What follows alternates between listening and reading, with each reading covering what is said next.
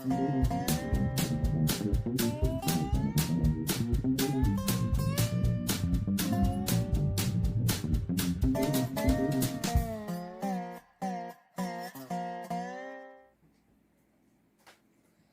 right, how you doing? It's the talking kitty. You won't see my mouth moving, but I'm a-talking to you. Yo, folks, it's the Piggy. Y'all know who it is. It's Piggy Unplugged. It's pouring down rain out here. Well, she says it's pouring down rain out there. Been raining. It rained yesterday. It's raining today. It's a little bit of Piggy Unplugged, folks. Piggy's a little lit. It's been a few months. Piggy's been good. Piggy's cleaning out his system.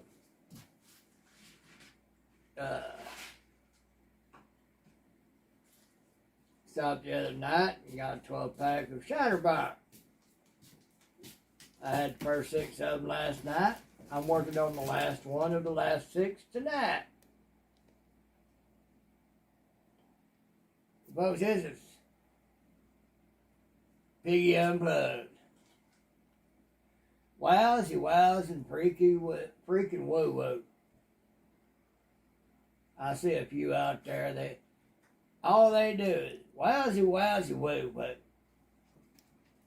Oh my God, this happened, so I got to do this. Oh my God, that happened, so I got to do that.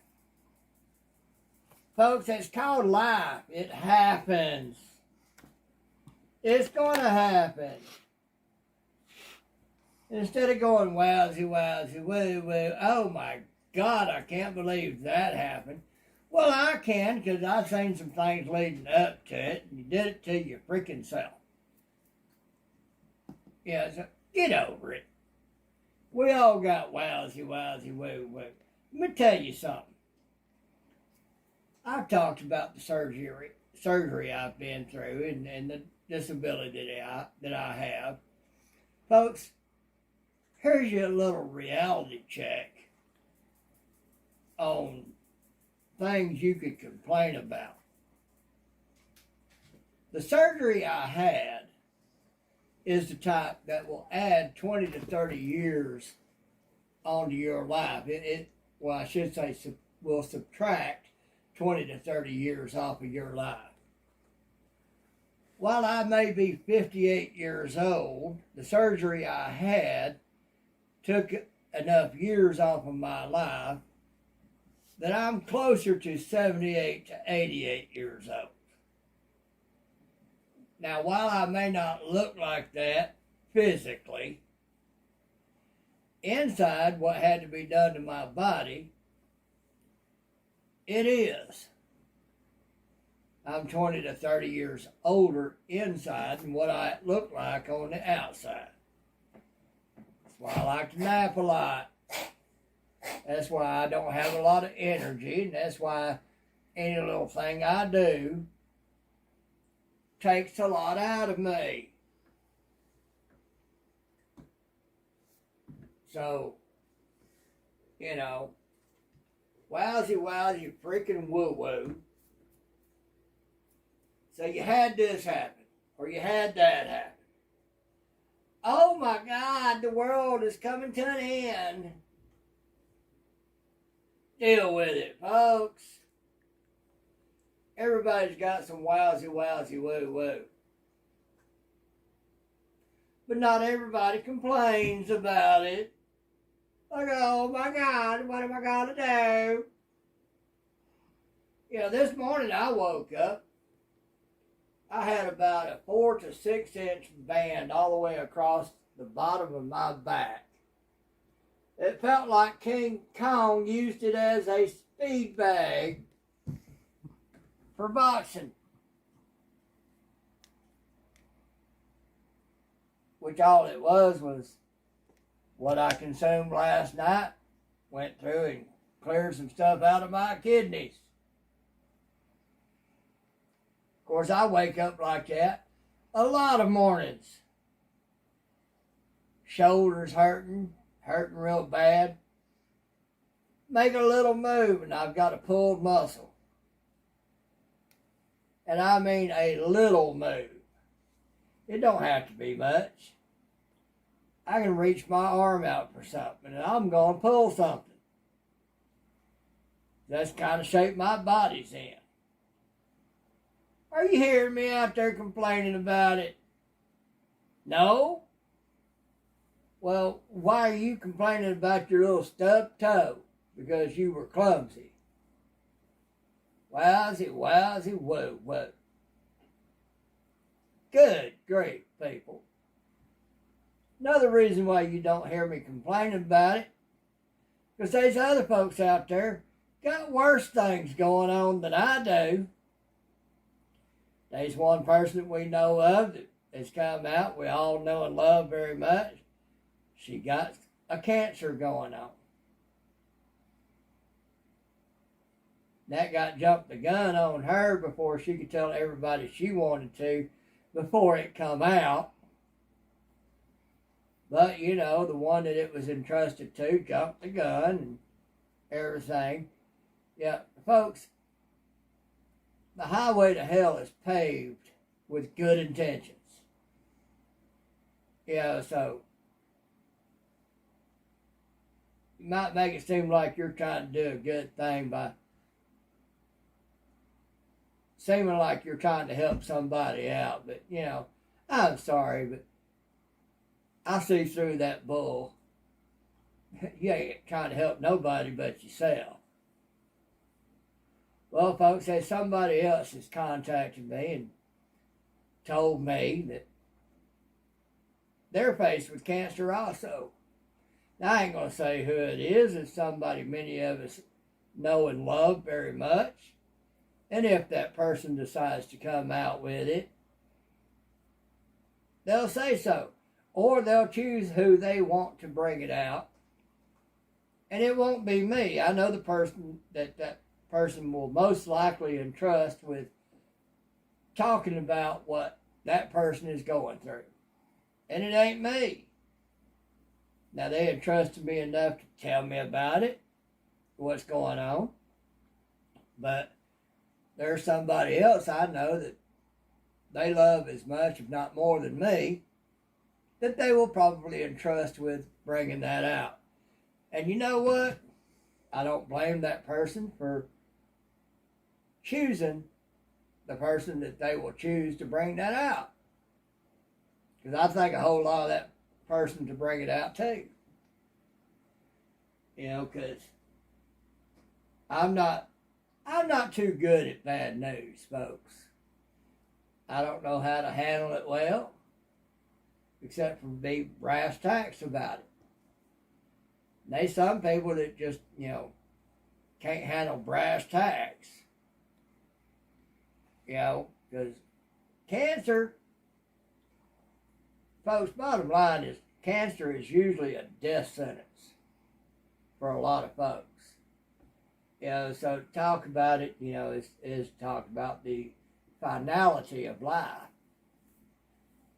The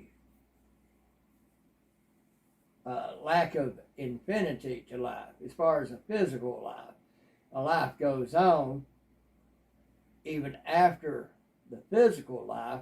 Then there's the spiritual side of it where infinity does get involved, eternity does get involved, because we are eternal beings.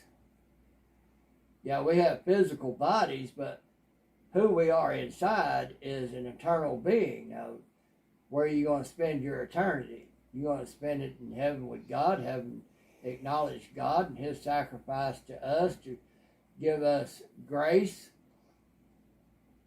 and salvation? Or are we going to spend it in hell because we refuse to believe in God? Hey, the choice is yours. I don't care. This means more room for me. You know, because I'm not the one here to bring you to God. God is the only one that can woo your heart and bring you to Him. It's just a matter of who He comes through to do that. I'm here for folks that can reach masses of people. I'm not here for the masses of people. I'm not here for proselytizing people. Yeah, I'm here for those who can proselytize. I'm here for those who can reach the masses, to encourage them to do what they do so that they can reach the masses. That's been shown to me, tried and true, in practice. Because there have been people that I've talked to and encouraged them. They did what they were supposed to do, and then God called them home. You know, so this other person I'm thinking of that has confided in me that they too are now battling a cancer and everything, they will probably choose somebody else to be their spokesperson and bring it out. Should they decide to bring it out. Should they decide to bring it out. And the person I know that they will probably choose is a much better person to do that than I am. So it's not going to hurt my feelings a bit. I told that person, you know, I really hated to hear that, but I was glad that they told me. And, but the person that they will choose, well, I don't mind saying who the person is that they would choose, because it's somebody that everybody knows and loves and everything. And it's somebody that is real good at handling things like that, because I ain't. That person is Pooch, full-blown country. You know, he is a good person to bring things to. You know, because he has the right attitude and the right tact to handle such things. Because I don't. You know, if it's entrusted to me, I'm just going to tell you bare bones how it is. You know, I don't know anything about no kid gloves. Pooch does. So if it comes out, it would probably come out through Pooch. If not, then it don't. But, you know, and that's where I get at it. These people have things worse going on than I do. Yeah, I've got it rough. My body inside is 20 to 30 years older than what I am physically, chronologically, because of the type of surgery that I had to go through. You know, I get up of a morning not because I've rested well all night. I get up of a morning because I've rested. I rested real good. But I've got cramps and discomforts going on in my shoulders, in my back, my lower back, in my knees, other joints, and all like that. So I have to get up in order to work out the kinks in my body and everything that have developed overnight. Not because I slept well. And again, I sleep pretty good, but my body is in such a condition when I get up that you question whether or not you slept good or not. My lower back this morning felt like King Kong had used my lower back for a speed bag. You know, about 4 to 6 inches thick from the bottom of my lower back on up towards my kidneys. It felt pretty bad. It took half a day for it to finally stop hurting. My left shoulder, it had cramps in it. It's got one spot in it that feels like a pulled muscle. Yeah, I got right side of my back for days. It felt like it had a pulled muscle right in the center of it, down the right side, across from where there is a muscle spasm that I've had before in my past. Yeah, and I don't know what I did for it to feel like that. That's just how it is. That's just life for somebody with a disability with nerve damage involved and having had a surgery that was on the neck and has a damaged spinal cord.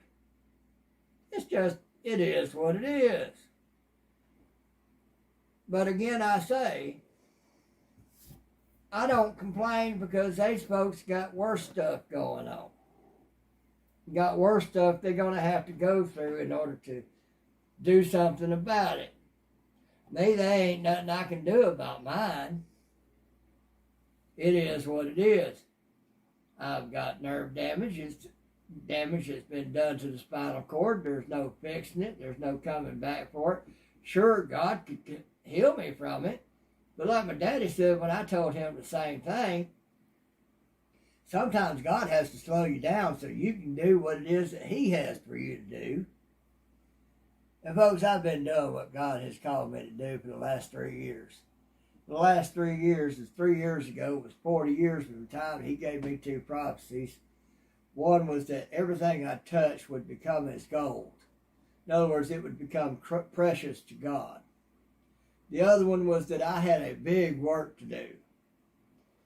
Well, I'm doing that work. I'm good at encouraging folks. I'm good at building folks up. I'm good at seeing a talent or something good in a person, and I work on that. I tell them, say, hey, work on this, because there's something good there. And people come across my path, it's not by accident, folks.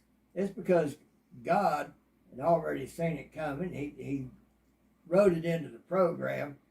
I knew that it's coming across my path, and he had them coming across my path for that very reason, so that I could build them up.